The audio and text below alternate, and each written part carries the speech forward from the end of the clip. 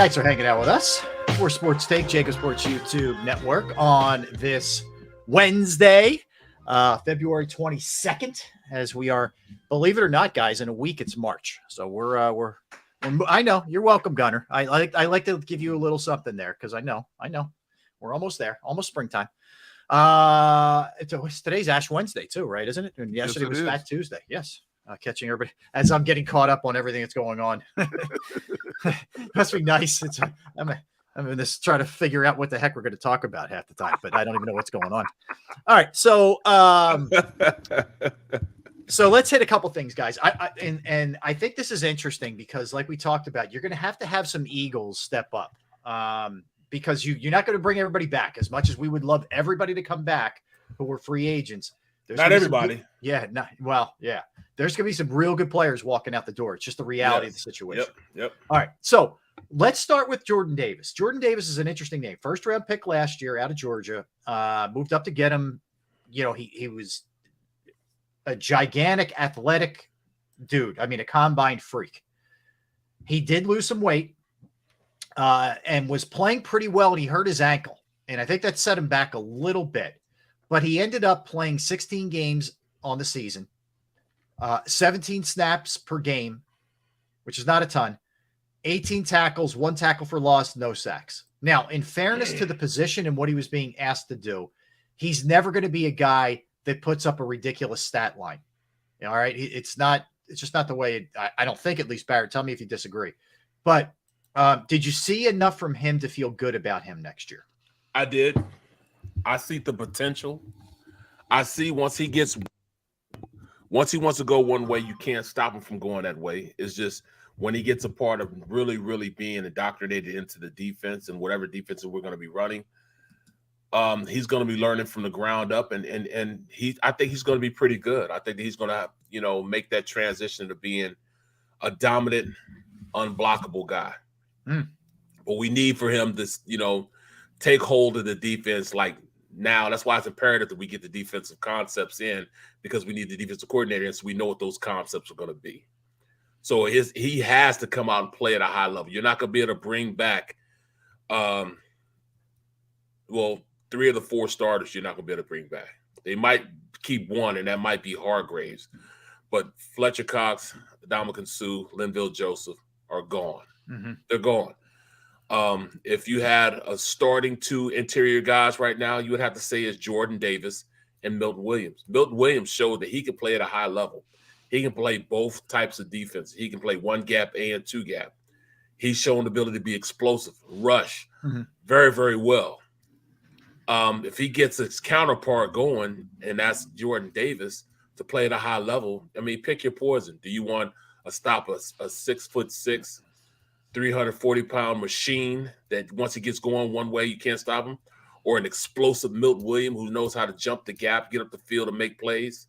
They'll be a pretty good tandem, and then you go in and you move in with a Marlon Tuipulotu, have him into the mix. But, yeah, Jordan Davis had to step up. He's the key, really, to that defensive line being average or great. You believing in him, Derek, after what you've seen? Well, I have to. Early on in the season when he played, man, we were talking about and he played sporadically, 22, 25 snaps. Yeah. But he made his presence felt, and we kept saying, okay, that's the dude we've been waiting to see. As the season wore on and he got nicked up, obviously his snaps decreased in a lot of ways, to the point as it got to the playoffs. We never really heard his name being called. And as I talked to you guys about last week, I thought I was a little alarmed that Kansas City's offensive line was able to move him off the ball as easily as they did, But you strategically drafted this man higher because he was the best of the best at that position that you needed. And now it's his time to shine. Now, obviously, as a rookie, he had a great built-in buffer because he had 2 Pro Bowlers with big money in front of him, so he didn't have to come in and beat a man right away. Right. And I'm glad in a lot of ways, because let's say if he had tailed off, when I say we, I mean critics in general would have been ripping him because we would attribute it to his weight. He didn't lose enough weight. We'd have said everything under the sun why he didn't maintain that level of consistency. Now the weight is on his shoulders because I believe Fletcher Cox is not going to be here. And to be honest with you, I'm more intrigued about seeing what Milton Williams can do more so than what Fletcher Cox will bring back to the table, because we know Fletcher is not that same player, and it's time for Milton to get his turn. He's been there 2 years. It's time for him to get his turn now. And you put him in with that young Jordan Davis, it's time for these guys to shine. Mm-hmm. And if you can find a way to keep Hargrave as the mentor, the big brother to these guys, that's a great trio of D tackles. And somewhere along the line they're gonna get another. They're gonna bring in another one, or they already have one in house that we're not even talking much about. Or draft a guy. Or draft. But see, with them being limited, if they don't get more picks, Barrett, to go from the third round and have to sit on your hands until the seventh round, that's not good for them in terms of rebuilding with young depth. Yes, okay, you're right. Now you may hit a home run, let's say 3 out of the first 4 picks, because you get 4 of the first 94. But if they lose a lot of these veterans that we're talking about, either rookies are going to have to come in and play right now, or the young players that we're talking about, whether they need to step up or go, are going to have to play a lot more snaps. And from what we've seen on a lot of these young players that the Eagles have in-house already, there's a lot of huge question marks about their ability to play 60, 65% of the snaps. We got a little update. Tom Pelissaro from the NFL Network. Yeah. The Dolphins are hiring Eagles defensive quality control coach Joe Casper. That's Kasper as their new safeties coach. So we knew this was going to happen. They're going to be grabbing people, and it's not just the coordinators who are going to leave here. Yep. We've already seen Nick Rallis leave to go with Jonathan Gannon. Now Casper ends up going to Miami. So, and when he gets to Miami, you know what's one of the first things that the head coach and the defensive coordinator are going to ask? Tell us what you guys do. Exactly. That we can add here. What can we add here that you guys? That's the nature of the beast. I don't blame him one bit. We knew this. Absolutely. We knew the Vultures were going to come pick the bones clean. We knew it. Absolutely. This is interesting because it's Miami, and Nick Fangio spent some time here in camp. Yep. And he worked with the Eagles the weeks leading up to the Super Bowl, so he knows some of the guys on the staff, I'm sure. So there you go, right? So maybe it makes a little bit of sense. I still want to know what Nick Fangio did for the Eagles over 2 weeks to get them ready for Kansas City, because I'm Howie Roseman. I demand a rebate for whatever he paid him. I want to rebate, because you know what, Vic? You ain't do a doggone thing to help us stop Patrick Mahomes. Good point. Yep. Hard to argue that one. How about Nakobe Dean, guys? In 17 games, 13 tackles, no sacks, 1 tackle for loss. In fairness, he was playing a lot of mop-up duty. He did a nice job on special teams for them, but wasn't asked to do really a ton because you had Kaiser White and TJ Edwards and a strong linebacking core. So he will. I mean, I think Kaiser's probably gone, and it's probably Nakobe's job. Could be Nakobe's job. And TJ Edwards is a free agent too, so there's no guarantees he's back. How about Nakobe Dean? I think Nakobe's going to be great. In a few snaps that he had in regular defense, he showed that he's that going to be that guy. He shows that he's going to be an impact tackler. Impact meaning 3 yards beyond or behind the line of scrimmage. Those are impact tackles. I don't need the tackles that Singleton used to get 10 yards down the field. To me, they don't woo me. But if you can make impact tackles, like I said, you're a good linebacker. And he did. Look at the Titans game. He was in there for like 6 snaps, had like 4 or 5 tackles. That's what we need. We need a guy that's instinctual, number 1, can get to the ball, number 2, and be ready to be a guy that, you can look to, to be able to be a pass, fast enough and strong enough to be a pass coverage guy and be able to fill in the run. And I think Nakobe does both. I don't think his size is going to hinder him from being a good player. Okay. Look how many of the smaller linebackers have made a name for themselves in the NFL. Right. Brand of the NFL, man. Tampa Bay's got a good one. Pittsburgh's had a good one. I want to see Nakobe Dean be that tackling machine that he was, that disruptive force he was at Georgia.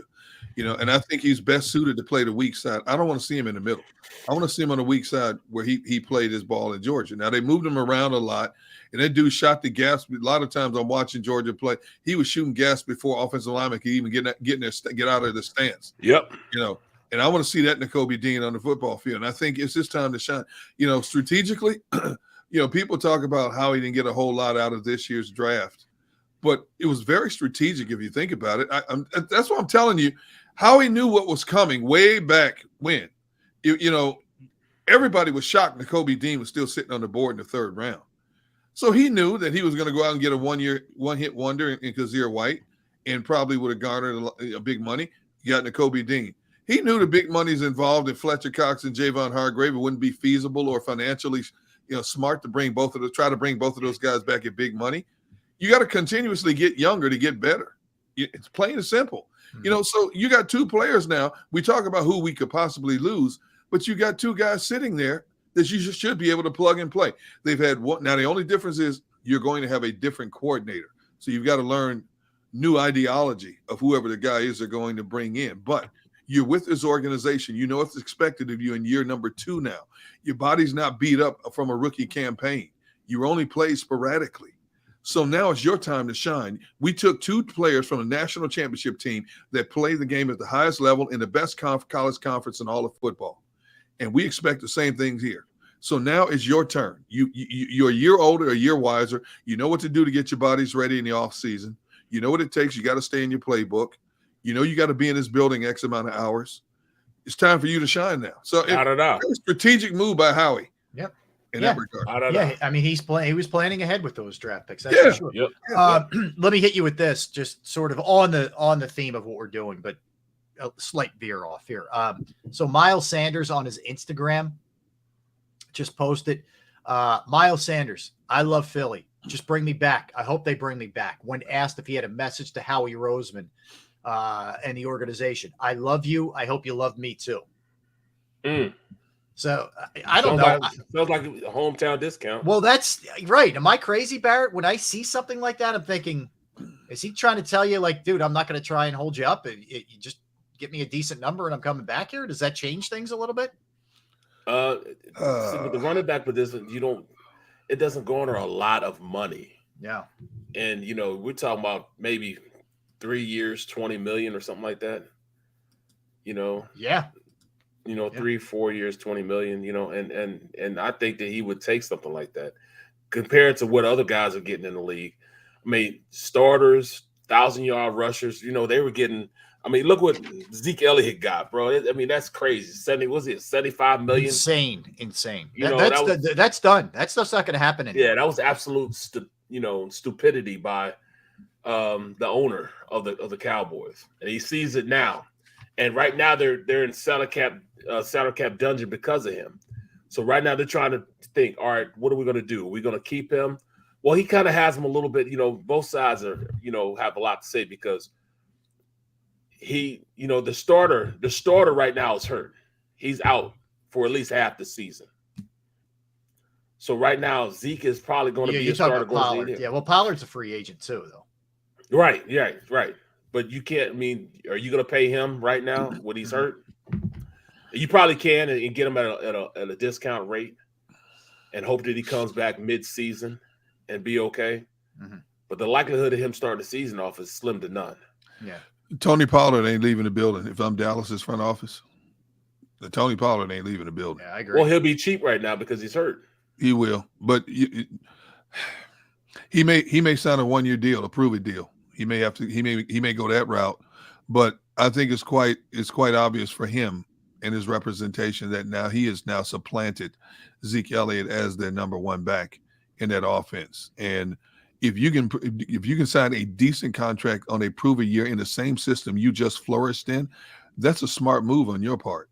Mm-hmm. It's a very smart business. A lot of players sign 1-year deals to prove it, and I know a young player wants that money now. You see those big dollars, you want it now, but unfortunately to him, he suffered a severe injury and now he's got to come all the way back from it. And from a business standpoint, we're willing to invest in you, but right now we can't give you the kind of money that you're talking about because, the statistics show for the most part, running backs with injuries come back, but a lot of them are not the same back they used to be. That's my negotiating ploy from both sides of the table. Look what I've given you. Look what I do. I'm the most explosive running back you have in this camp right now.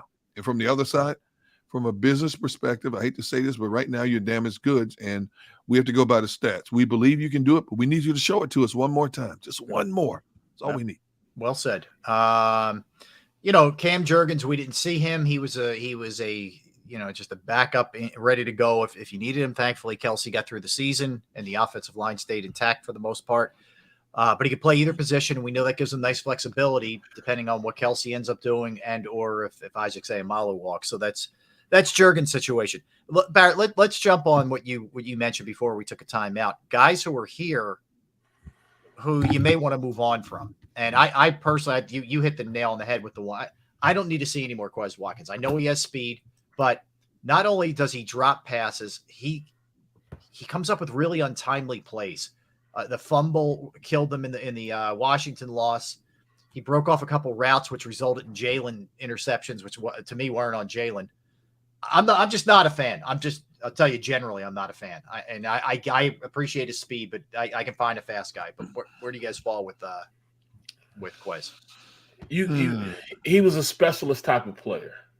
He was the third receiver, and he was on the roster to do one thing: catch 9 routes, catch go routes. That's all he was on the team for, to take the top off the defense, catch the long ball. You got to know what your value is for a team. Me, my last 4 seasons, I knew what my value was. My value was to be a Swiss Army knife on the offensive line. They used me because usually when you go into a game, you got to at the very least, have a guard and a tackle, or a guard that can play center and a tackle on game day that would be a backup.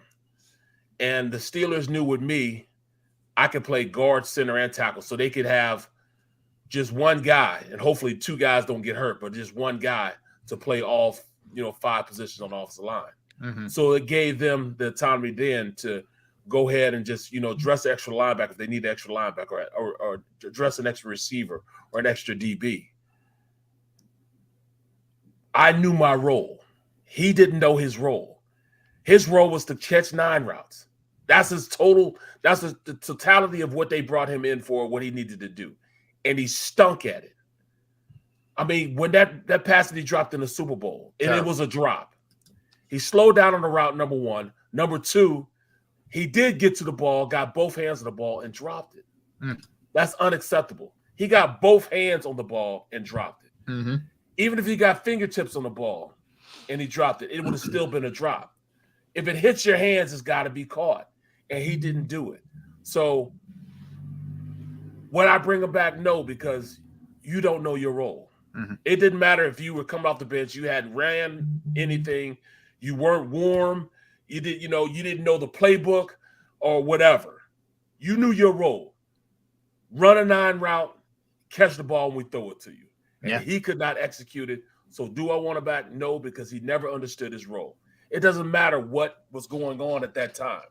That's your specific job, to run fast and catch long balls. Well said. Yep. Well said. Let me throw some names at you guys. Tell me what you think of them from a contribution standpoint this year coming up. Marlon Tui Pelotu. He had last year 16 tackles. He did have a sack. Is he a guy that you can count on, or does he need to be sort of just an occasional change of pace guy, a change up? What is he? He's not that role. No, I think he's a change of pace guy. I don't know if he will ever have a prominent role. And there's nothing wrong with that, because you need some of those guys who can spell other guys and yet go in there and not be a glaring weakness.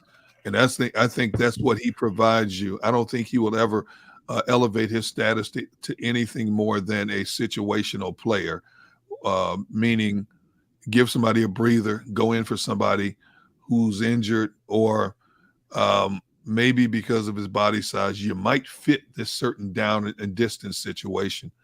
But that's okay though. You got to have players like that when you start filling out a roster.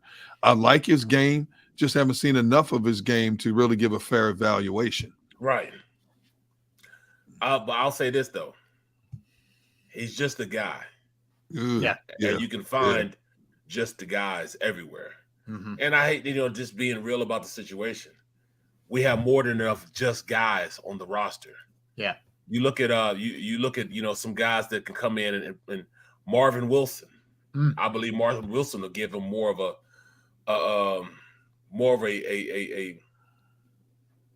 impact as far as being that one technique than Marlon will.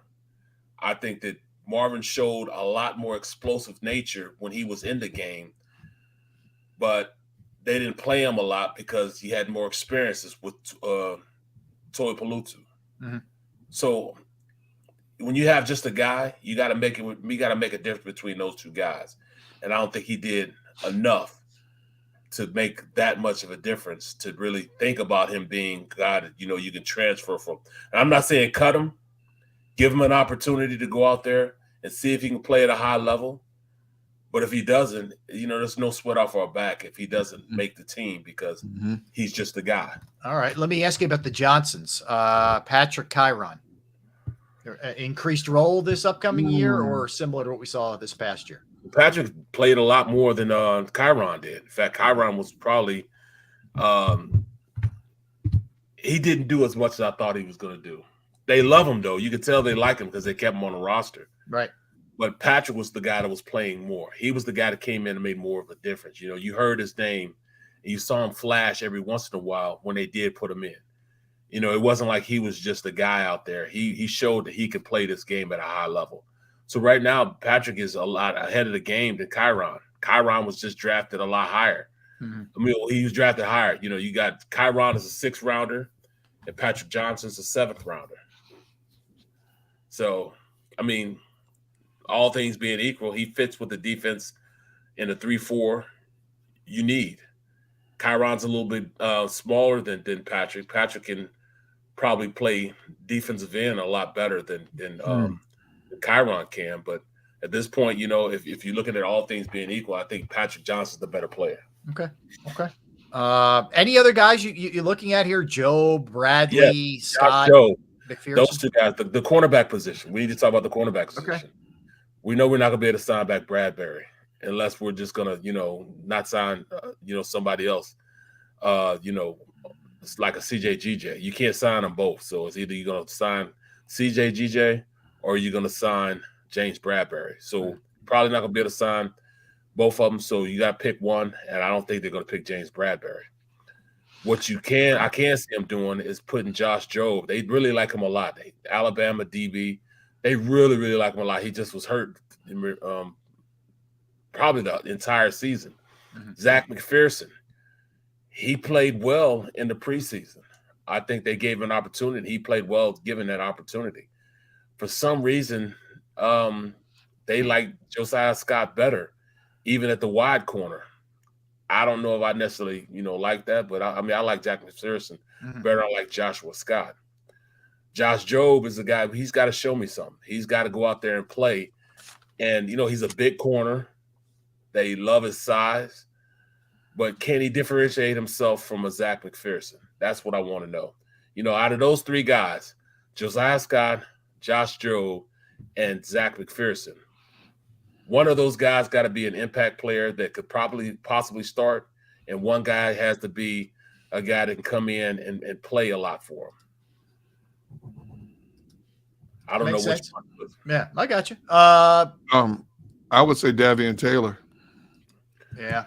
I would Davion Taylor's got to show me something. I mean, you hear his name, he makes one play, and then all of a sudden, the next time you see him isolated on the TV cameras because he was out of position or missed a tackle.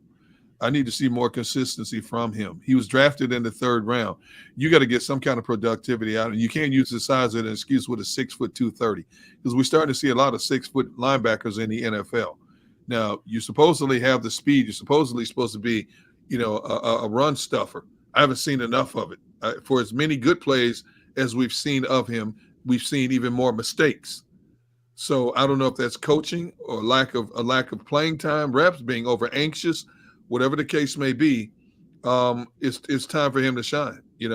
If there was ever time for you now to get in and make a name for yourself, now's it, because of the uncertainty after the linebacking position. I mean, you think about it, between Chiron Johnson, Patrick Johnson, and Davion Taylor, you have 3 young linebackers who are going to be fighting for playing time. Absolutely. One's 6'1", 230. Patrick is 6'2", 250. I think he would be a natural inside linebacker because of his size. And Kyron is 6 foot 235.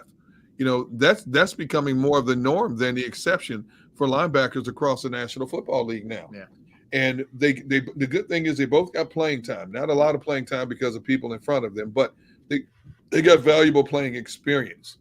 Now we got to find out what you can do. And I don't think Howie Roseman is just going to rest on the fact that we have 3 young linebackers who are hungry in camp.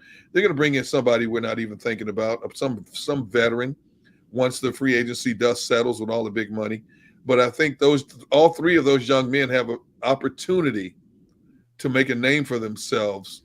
You just got to do it now. Now it's on you. You had the excuse before. There was a lot of big name people in front of you. But now the door could be wide open for you to jump in and make a name for yourself. Agree with you. All right. Hold on. I'm sorry. No.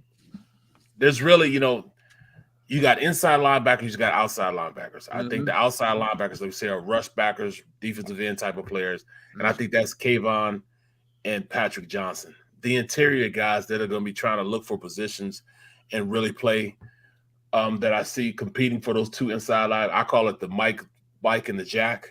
Those are the 2 inside linebackers that we use. The Mike linebackers. I think Nakobe Dean has the inside track right now as being one of the starters. Okay. I think Davion Taylor is going to probably be the other guy. He has the inside track because he played there. He has some starting position there. He started there for a little while. And I think him and right now Christian Ellis are fighting for that position also. A guy that we have been talking about, and he was more of a special teams guy, but got hurt, was Sean Bradley. Maybe he can make an impact in the at the linebacker position in the interior. He's not an outside guy; he's an inside guy. Mike linebacker, Temple bred guy. Maybe he makes a one step forward into being a solid defensive guy and taking some defensive steps. But that's who you're looking for in the inside. You've got Nakobe Dean, Davion Taylor, Sean Bradley, Christian Ellis are the guys right now that are going to compete for that inside linebacker positions. Okay. I mean, think about it. When you expand it like that, Barrett, you have 5 young linebackers. Right. You have 5 young linebackers in-house who already know your system. And that may help them make a decision. Now, we obviously won't know if they decide not to even address the linebacking position because of what they already have in-house, we won't know.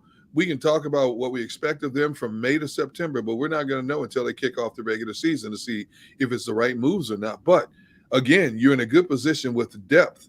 It's not like some teams are going into the offseason with 1 linebacker under contract, 2 linebackers under contract. You have 5. Yes. So that's why I don't know. Do you bring back TJ Edwards because of it? I know we're not bringing back Kazir White, but would you bring back TJ? I would still bring back TJ Edwards and have the other position, for one of those guys to take it. But I mean, they may feel comfortable with letting TJ walk because they like, Davion and Dean and Sean Bradley and Christian Ellis. Possible. And they would be cheaper, even though Edwards isn't going to cost you an arm and a leg, but it would be cheaper. Right. That's for sure. Good stuff. All right, let's dive into the NFL when we come back, guys. There's a bunch of stuff. One of the things we're going to do is our power rankings, top 10 in the NFL. We went big boy pants today. 10, not 5, 10. But we'll talk about some players who have been cut. We'll give you an update on Brock Purdy. A good story, a feel-good story from a former NFL player. We got all kinds of stuff in store for you. So don't go anywhere. We're Sports Take, JAKIB Sports YouTube Network. Derek, Barrett, Rob, and we are Sports Take. All right, let's talk about Razor Technology, guys. Razor Technology, their comprehensive managed service provider solution delivers constant monitoring, on-demand assistance, and rapid issue resolution. Through data-vetted and insight-driven implementation, they strengthen your existing IT resources with both human power and expertise that reduce security risks and downtime while enhancing organizational efficiency and productivity. They are a strategic resource for adaptive and fast-growing companies that need help selecting, implementing, and managing their IT services. Their goal is always bigger than one project, one problem, or one upgrade. it's improving the overall functioning of their partners and helping them achieve their business objectives through an ongoing synergistic relationship. Give your IT team the freedom to refocus by augmenting their reach with Razor Technology. Contact Razor Technology today to learn how our managed services can protect and enhance your business by calling 866-797-3282, 866-797-3282, or you can visit them online at razor-tech.com. That's razor